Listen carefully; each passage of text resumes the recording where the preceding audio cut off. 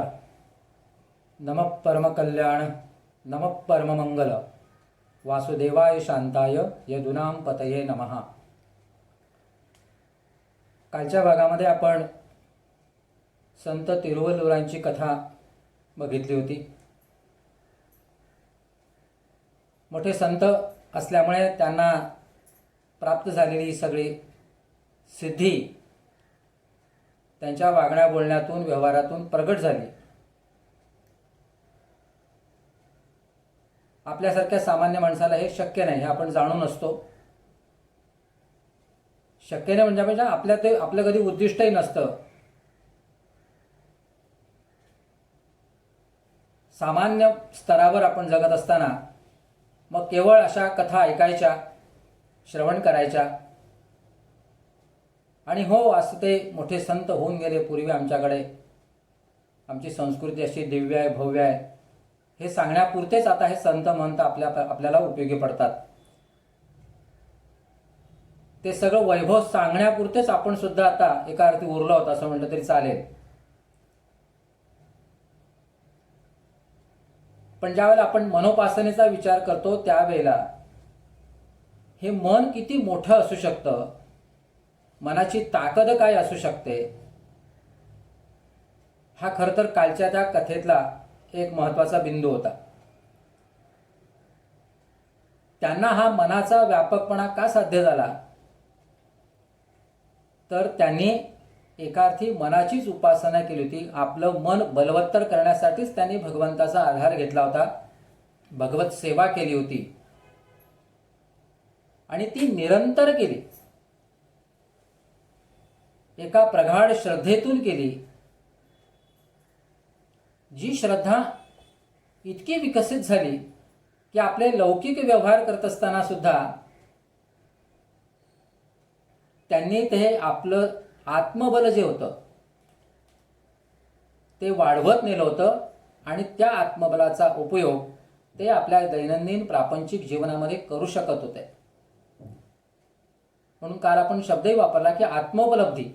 ही आत्मोपलब्धी काय आहे, तर हीच आहे की मला या सगळ्या विश्वामध्ये वावरायचं आहे, या प्रपंचामध्ये वावरायचं आहे, या जगामध्ये मला वेगवेगळे व्यवहार करायचे. ते व्यवहार कोणालाही सुटत नाही. आजच्या जगामध्ये तर आपल्याला अशक्य आहे. आणि मग असे संत आपल्याकडे होऊन गेले ज्यांनी खऱ्या अर्थाने आत्मोपलब्धी अनुभवली. त्या संतांची केवळ कथा ऐकून, वेगवेगळ्या कीर्तनांमधून, प्रवचनांमधून, निरूपणांमधून किती काळ आपण फक्त ऐकत राहणार आहोत, म्हणजे आपली श्रवणभक्ती किती काळ चालू राहणार आहे, ती सर्वस्वाने आपल्यामध्ये उतरणार नाही याची आपल्याला पूर्ण कल्पना आहे. आपल्याही ताकदीच्या, बुद्धीच्या, स्वाभाविकपणे मनाच्या सुद्धा आपल्याला मर्यादा माहिती आहे. खरं मनाला मर्यादा नाही, पण लौकिक आपण जे शब्द वापरतो, आपलं सध्याचं जे काही एकूण व्यवहार ज्ञान आहे त्या व्यवहार ज्ञानामध्ये हे असे शब्द इतके रूढ झालेत की आपण ते फार सहजपणे वापरून जातो. आपल्या मर्यादा आपल्याला माहिती असतात आणि म्हणून आपण त्या मर्यादांची चौकट आधीच आपल्याभोवती आखलेली असते आणि त्या चौकटीत राहून मी कसा अधिकाधिक सुरक्षित राहील, एकूण माझं जीवन कसं संपन्न राहील, अडचणी येणार नाहीत, समस्या येणार नाहीत, याच्यावर आपलं लक्ष सातत्याने केंद्रित असतं. आणि मग त्या सुरक्षिततेसाठी, त्या समाधानासाठी आपण काही ना काही उपासना करत राहतो. तिरुवल्लुवरांनी जी शांतता किंवा मनाची एक व्यापकता अनुभवली ती आपल्यासारख्याला शक्य नाही. असं मी एवढ्यासाठी म्हणतो की आपण साध्या साध्या गोष्टींवर रागावतो, चिडतो, व्यक्त होतो, प्रतिक्रिया व्यक्त होते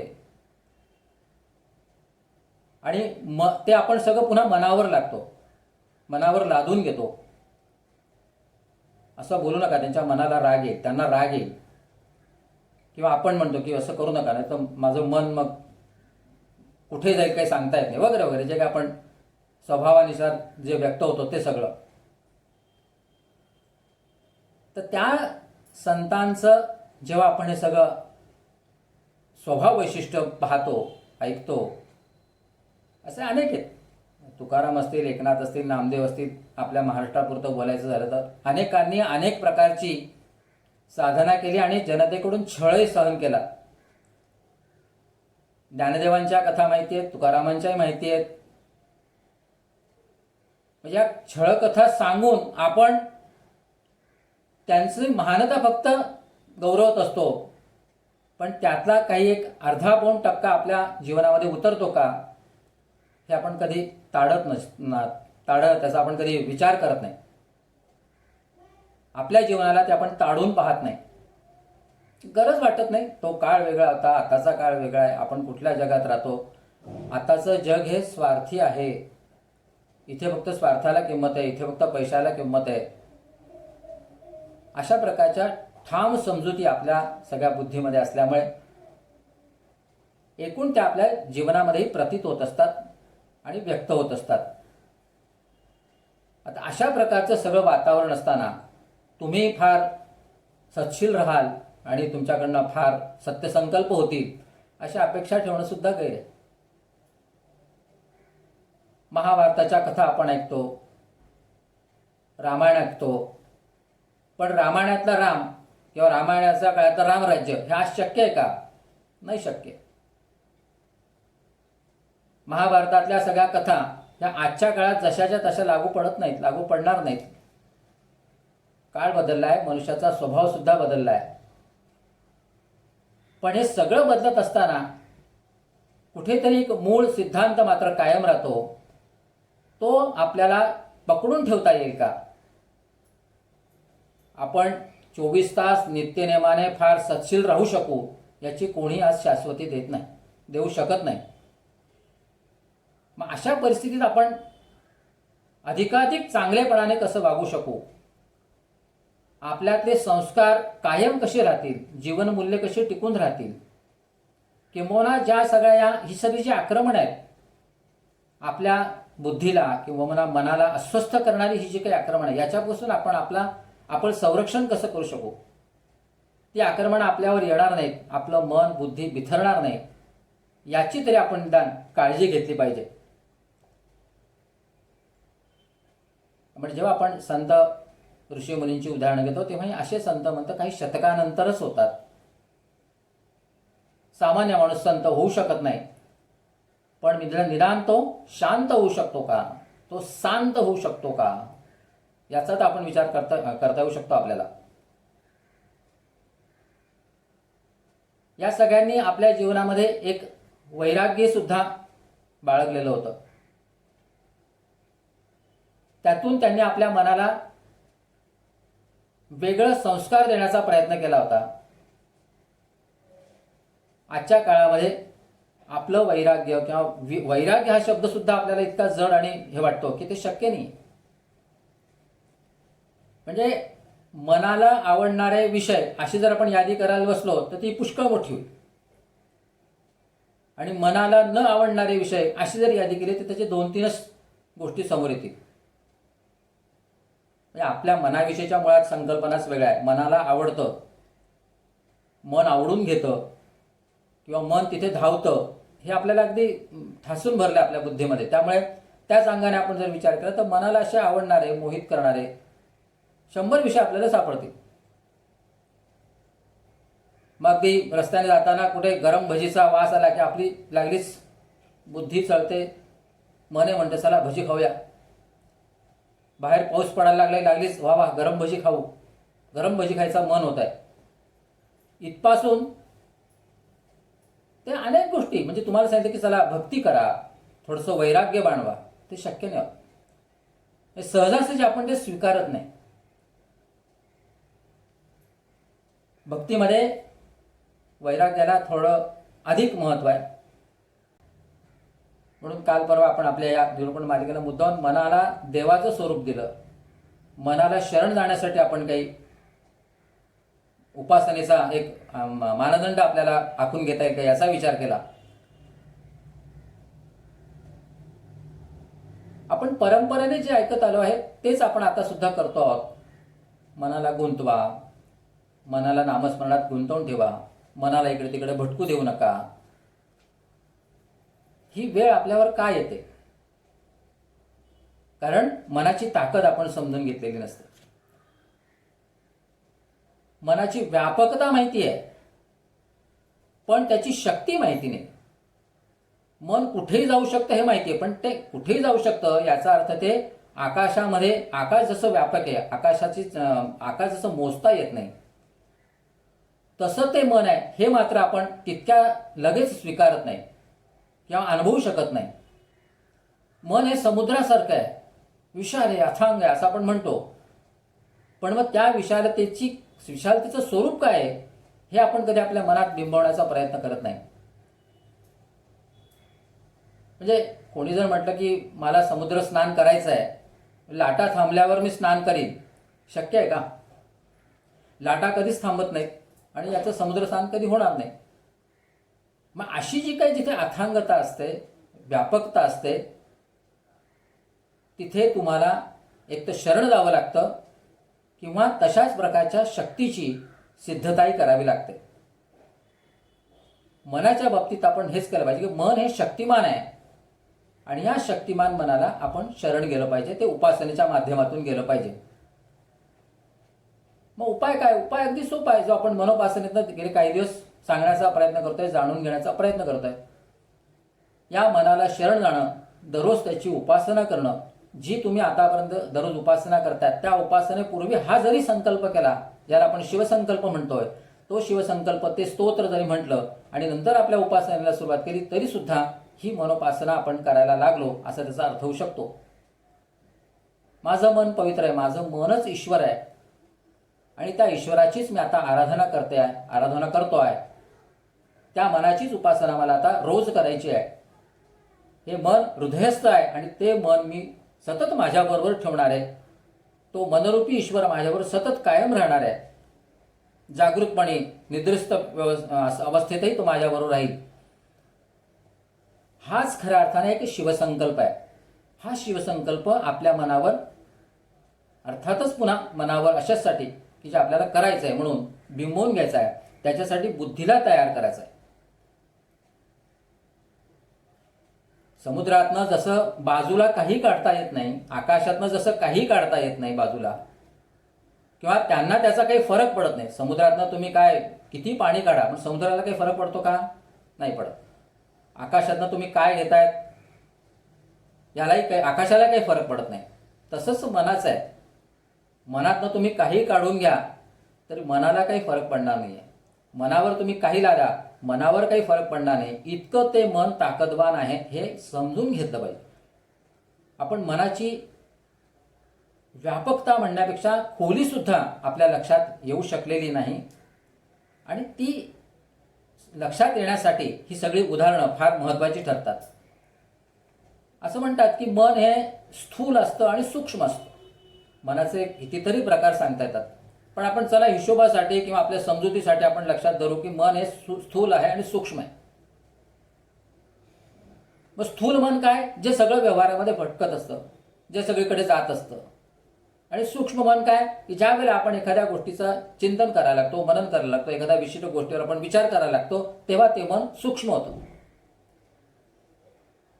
म्हणजे आपल्याला एखादा संकल्प जरी करायचा असला, एखादं ध्येय जरी गाठायचं असलं तरी आपल्याला चिंतन मनन करावं लागतं, म्हणजे सूक्ष्मात जावं लागतं.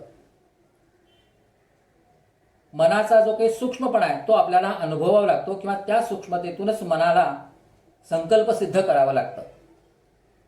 म्हणजे सूक्ष्मतेमध्ये जास्त ताकद आहे, स्थूलामध्ये तुलनेने नाहीच आहे. स्थूलाचा विचार म्हणजे दैनंदिन व्यवहारामध्ये तुम्ही जे वापरतात तेच. ते मन तुमचं कुठेही केव्हाही कसंही वापरता येईल, कसंही भरकटत राहील. पण सूक्ष्माचा जेव्हा तुम्ही विचार करतात तेव्हा त्या सूक्ष्म मनाच्या विचारामध्ये खूप ताकद दडलेली असल्याचं तुमच्या लक्षात येऊ शकतं. आणि मग सूक्ष्मतेत ताकद असते हा विज्ञानाने मान्य केलेला सिद्धांत आहे. अणुरेणूत ताकद असते. आता तर नॅनो पार्टिकल्स आलेत, त्याच्यामध्ये कितीतरी ताकद आहे. आपण जे मोबाईल वापरतो त्याच्यामध्ये सुद्धा अगदी बारीकशी चिप असते, तिच्यामध्ये किती ताकद आहे. आपण रोजच्या जीवनामध्ये त्याचा अनुभव घेतो. त्या सूक्ष्मतेमध्ये ताकद जास्त आहे आणि हेच मन सूक्ष्म आहे, ते आपल्याला दिसत नाही. त्यामुळे त्याचा आपल्याला नीट अनुभव घेता येत नाही, आकलन होत नाही. सूक्ष्म मनाची ताकद ही केवळ त्याच्या उपासनेतूनच आपल्याला लक्षात येऊ शकते. अन्यथा तिचा केवळ आपण अंदाज घेऊ शकतो. आतापर्यंत आपण अंदाजच घेतो आलो आणि म्हणून आपल्याला वाटतं की मन आपल्याला इथेही वापरता येतं, मन तसंही वापरता येतं. मनावर आपण दोषारोप करू शकतो, मनाला पाहिजे तेवढा उपयोगात आणू शकतो. परंतु आपण जेव्हा सूक्ष्मतेचा विचार करतो त्यावेळेला त्याच्यामध्ये असलेली शक्ती ही विशेषत्वाने जास्त असते. म्हणजे अगदी लौकिक व्यवहाराचं मी सहजपणे उदाहरण देतो. आपण जेव्हा लहान असतो, शाळेत जायला लागतो, तेव्हा आपल्याला पाटी दिली जाते आणि पाटीवर मोठी अक्षरं गिरवायला सांगितलं जातं. आ ई असेल किंवा 1 2 3 हे आकडे असतील, हे मोठ्या स्वरूपामध्ये म्हणजे स्थूल स्वरूपामध्ये आपल्याला गिरवायला सांगितलं जातं. कारण त्यावेळेला आपण लहान असतो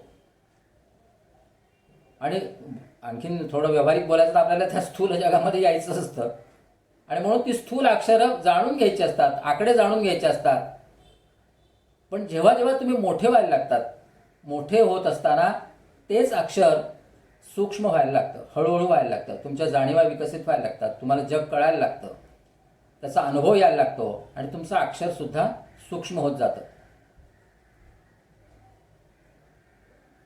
एवढंच नाही, आपण सुई ही आपल्या नित्यनेमातली असते, वापरातली असते. त्या सुईचं टोक हे किती सूक्ष्म असतं. पण गंमत बघा, तुम्हाला जर का एखादं लोखंड, गंजलेलं लोखंड लागलं तर तुम्हाला इंजेक्शन देणारं सुद्धा ती सुईच असते, लोखंडच असतं.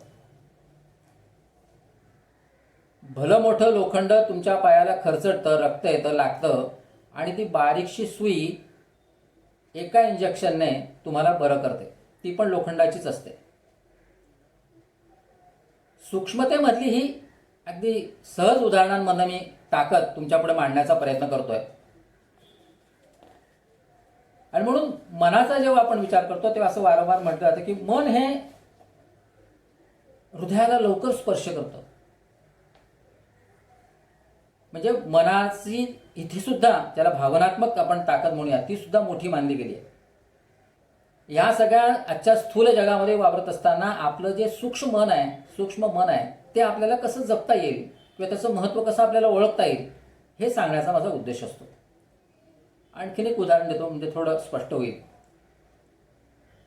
तुम्ही खेड्यागावांमध्ये किंवा पूर्वीच्या काळामध्ये विहिरीवर किंवा नदीवर पाणी भरायला जाणाऱ्या बाया बघितल्या असतील, स्त्रिया, महिला. आणि त्या पाणी भरून आणल्यानंतर पाणी जे भरतात ते घडा असतो, त्यांच्या डोक्यावर घडा असतो, चुंबळ असते, चुंबळीवर ते घडा, काहींच्या याच्यावर 1 असतो, काहींच्या याच्यावर 2 असतात. आणि बघा, तो घडा त्या डोक्यावर असताना त्या चालतात, आपल्या मैत्रिणींवर गप्पा मारतात. घडा पडत नाही, घडा हलत नाही.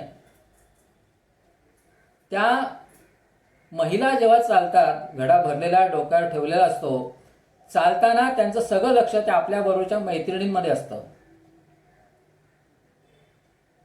म्हणजे स्थूल मन जे आहे ते सगळं मैत्रिणींच्या गप्पांबरोबर रंगलेलं असतं आणि कुठेतरी जे सूक्ष्म मन आहे ते मात्र त्या घड्याकडे असतं. घडा पडू द्यायचा नाही याची त्यांना पूर्ण जाणीव असते. त्या घडा पडू देत नाहीत. सूक्ष्मतेमधली ही ताकद मी सांगतोय. स्थूलात वावरत असताना मन नावाचं जे काही सूक्ष्म इंद्रिय आहे त्याची शक्ती जी आहे ती पुन्हा मी सांगण्याचा प्रयत्न करतोय. तेच घरातल्या आईबाबत किंवा आई मुलाबाबतचं जे नातं असतं त्याच्याबाबत असतं. आई जरी इकडे तिकडे घरामध्ये वावरत असते, स्वयंपाक करत असते, काही 4 कामं करत असते आणि घरामध्ये जर लहान मुलं असेल तर तिचं लक्ष त्या मुलाकडे असतं. स्थूल व्यवहार करत असताना मन मात्र तिकडे असतं. ही सूक्ष्म मनाची गुणवैशिष्ट्ये आहेत. सूक्ष्म मनाचं हे फार मोठं म्हणजे महती म्हणता येईल, या सूक्ष्म मनाची महती म्हणता येईल. आणि अशा अनेक व्यवहारांमध्ये मनाविषयीचा आपण हे सगळं अनुभव घेत असतो, जाणवत असतं, पण ते स्वीकारता येत नाही. त्याची प्रत्यक्ष अनुभूती घेऊन आणखीन काही मनाविषयी आपण विचार करू शकतो, मनाविषयी आपण काही चिंतन करू शकतो, याची आपल्याला जाणीव होत नाही. आणि मनाचा हा सगळा विशेष जो आहे तो समजून घेण्याकरताच मनोपासनेची आवश्यकता वाटू लागते. काल आपण आत्मोपलब्धीपर्यंत आलो. ही आत्मोपलब्धी कशी करायची याची काही अशी ठरलेली काही कर्मकांड वगैरे असं नाही. मनोपासनेचं सुद्धा असं काही कर्मकांड नाही. नारळ घ्या, सुपाऱ्या घ्या, पाठ मांडा, काहीतरी ठेवा वगैरे असं काही नाही आहे. मन उपासनेमध्ये मनानेच मनाची पूजा करायची आहे आणि हे करणं फार कठीणही आहे. पण एकदा करायला घेतलं तर त्याच्या इतकं सोपं काही नाही आहे.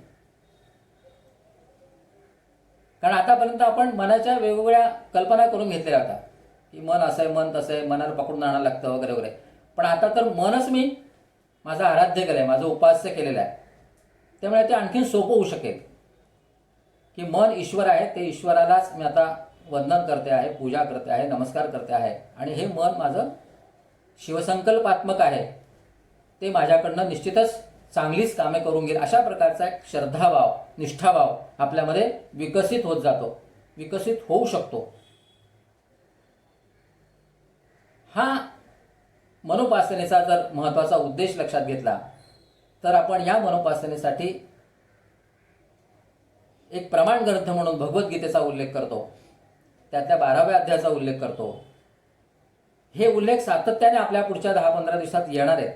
कारण त्याचाच आधार घेऊन आपल्याला या मनाच्या संकल्प विकल्पांबाबत अधिक काही जाणून घ्यायचं आहे, काही समजून घ्यायचं आहे. म्हणजे भगवद्गीतेविषयी आपण जेव्हा विचार करतो आणि मनोपासनेसाठी ती कशी उपयुक्त आहे असं जेव्हा आपण त्याचा संदर्भ घेतो, त्याचा आपण आज सुरुवात जरी केली तर असं म्हणता येईल की भगवद्गीतेचा पहिला श्लोक जो आहे, पहिला अध्याय जो आहे आणि त्याचा पहिला श्लोक जरी आपण नुसता विचार करायला घेतला तरी आपल्या लक्षात येईल की इथे संपूर्ण मनाचीच घालमेल आहे, मनाचाच विचार केलेला आहे. कुठेतरी मनाबरोबरचाच विसंवाद होता आणि तो सुसंवादामध्ये परिवर्तित केला गेलेला आहे असं आपल्या कालांतराने लक्षात येईल जर आपण त्या श्लोकांविषयी काही चिंतन मनन केलं तर. अन्यथा एक तो तत्वज्ञानात्मक ग्रंथ आहे, ते असं आहे तसं, हे सगळं मान्य करत काही वेगळं सार, एक वेगळं नवनीत त्यामधनं आपल्याला मिळू शकतं. पण आपण ते कसं घुसळतो आहोत, त्याच्याविषयी कशी विश्लेषण करतो आहोत. कारण कालही मी म्हटलं की आपण ज्या युगामध्ये राहतो त्या युगामध्ये आत्ता मला ही गीता कशी उपयोगी ठरणार आहे, ही भगवद्गीता माझ्या दैनंदिन जीवनामध्ये, माझ्या नित्य उपासनेमध्ये कशी उपयोगात येणार आहे याचा आपल्याला विचार केला पाहिजे. ती महाभारतात सांगितली गेली. म्हणजे आणखीन सूक्ष्मकडे यायचं सहज म्हणून मी सांगतो की महाभारत इतकं मोठं आहे, काही हजार श्लोकांचं ते आहे. पण या महाभारतातली नेमकी भगवद्गीता आपण बाजूला काढली आणि म्हणून त्याला सगळ्या उपनिषदांचं किंवा सगळ्याचं सार म्हटलं गेलं. ही भगवद्गीता काही 1000 वर्षापूर्वी सार म्हणून बाहेर काढली गेली आणि आता 5000 वर्षानंतर आज आपल्यासमोर ती गीता आहे. तर त्या गीतेमधलं सुद्धा सगळंच्या सगळं तत्वज्ञान माझ्या रोजच्या जीवनामध्ये मला जर आचरणात आणता येत नसेल तर त्या गीतेमधलं आणखी सूक्ष्म तत्व काय आहे जे माझ्या मनाला उपयोगी पडणार आहे, माझ्या जीवनाला उपयोगी पडणार आहे, ते मी आता त्यातनं घेतलं पाहिजे. जसं घुसळता घुसळता लोणी वर येत जातं तसाच प्रकार या सगळ्या फार मोठ्या प्रासादिक ग्रंथांमध्ये आहे, तत्वज्ञानामध्ये दडलेला आहे. सगळीच्या सगळी तत्व लागू पडत नाहीत, सगळीच्या सगळं आपल्याला घेता येत नाही. हा सृष्टीचा नियम आहे. सगळं उपलब्ध आहे पण सगळीच्या सगळं आपल्याला घेता येत नाही. त्यातनं तुम्हाला जे उपयुक्त आहे ते तुम्ही घ्या. आणखीन उपयुक्त करून घेण्यासाठी तुम्ही त्याचा विचार करा, विश्लेषण करा. हा सृष्टीचा सध्याचा म्हणजे हा सृष्टीचा नियम आहे, क्रम आहे. बुद्धीला दिलेलं ते एक वरदान आहे, ते आपण ओळखलं पाहिजे. सृष्टीमध्ये भरपूर गोष्टी आहेत म्हणून काय आपण सगळ्या घेत नाही ना, आपल्याला ज्या लागतात तेवढ्याच घेतो. हवा प्रचंड आहे म्हणून काय सगळी हवा आपण पोटात घेत नाही. आपल्याला घ्यायला सांगितली ती आपल्या घ्राणेंद्रिय आहे, आपल्याला लागेल तेवढीच हवा आपण घेतो. किती पदार्थ उपलब्ध असले तर पोटापुरतच आपण जेवतो. ह्या ज्या मर्यादा स्वरूप गोष्टी आहेत ह्या सुद्धा मनाच्या सूक्ष्मतेशी जोडल्या गेलेल्या आहेत, आपण ते लक्षात घेतलं पाहिजे. आणि म्हणून भगवद्गीतेमध्ये काय सूक्ष्मतम आहे जे माझ्या जीवनासाठी उपयुक्त ठरणार आहे आणि मग त्याचं विश्लेषण करताना कुठेतरी त्या सगळ्या तत्वाची आणि आजच्या जीवन व्यवहाराची घुसळण करताना असं लक्षात येतं की त्यातनं मनाचा खूप मोठा साकल्याने विचार केलेला आहे. मन हे त्यातलं एक केंद्रभूत एक असं एक तत्व आहे असं म्हटलं तरी चुकीचं ठरणार नाही. अगदी त्यातला पहिला जो अध्याय आहे त्याला विषाद योग असं नाव दिलं गेलं. आता गीतेसारखा एवढा सर्वांग सुंदर ग्रंथ तत्वज्ञान, त्याच्या पहिल्याच श्लोकाचं नाव आहे विषाद योग. विषाद या शब्दात तुम्हाला कल्पना आहे. काल परवाही म्हणालो की आपल्याला अनेक गोष्टी घडत असून त्याची कथा आपल्याला विषाद वाटत नाही, खंत वाटत नाही, शल्य वाटत नाही. त्याच अर्थाने हा विषाद शब्द आहे. भगवद्गीतेच्या तत्वज्ञान सांगणाऱ्या ग्रंथाचा पहिलाच अध्याय हा विषाद योग म्हणून जर सांगितला गेला असेल आणि त्या विषाद योगामधून केवळ अर्जुनाच्या मनात निर्माण झालेली खंत किंवा विषाद एवढाच नाहीये, तर भगवंताच्याही मनामध्ये विषादच निर्माण झालेला होता की अरे हा माझा एवढा मोठा भक्त आहे, याच्याकडे सामर्थ्य आहे, मी याच्या सोबत आहे, तरी हा सुद्धा असा गर्भगडीत का झालेला आहे. हा विषाद कृष्णाच्या मनात निर्माण झाला होता. आणि हा विषाद कुठेतरी अर्जुनाशी बोलावा, सांगावा, त्याला पटवून द्यावा की अरे हे तू चुकीचं करतोयस. हे सांगण्याची जी काही एक व्यवस्था आहे किंवा मांडणी आहे, उपदेश आहे, तो भगवद्गीतेतनं दिला गेला आहे. पहिल्या श्लोकामधला हा विषाद योग प्रामुख्याने अर्जुनाशी जरी लागू पडत असला की अर्जुनाच्या मनामध्ये जे काही संभ्रम निर्माण झाले, जो विषाद निर्माण झाला, एवढ्या मोठ्या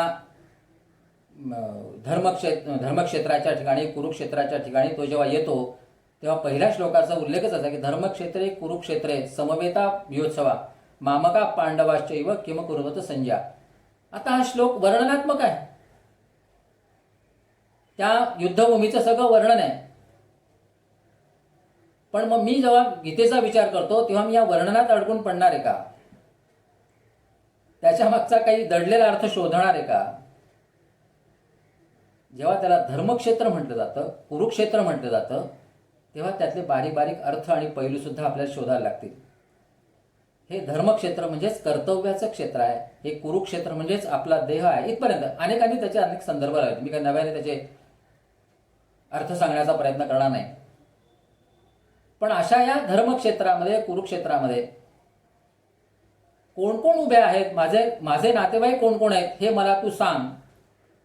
हे कोण विचारतंय? आता विचारणारा सुद्धा धृतराष्ट्र आहे. तो आंधळा आहे, ज्याला काही दिसत नाहीये. आणि मग अशा प्रकारचे मोहग्रस्त प्रश्न कोणाच्या मनात निर्माण होऊ शकतात की जो मोहाने आंधळा झालेला असतो त्याच्याच मनामध्ये. माझे कोण कोण आहेत आणि माझे कोण कोण नाही आहेत, माझं काय आहे आणि माझं काय नाही आहे, हे विचार केव्हा येतात? जेव्हा आपण मोहाने आंधळे झालेलो असतो त्यावेळेला. आता हे सगळे मनातले निर्माण झालेले जर प्रश्न असतील, मनामध्ये निर्माण झालेला जर विकल्प असेल,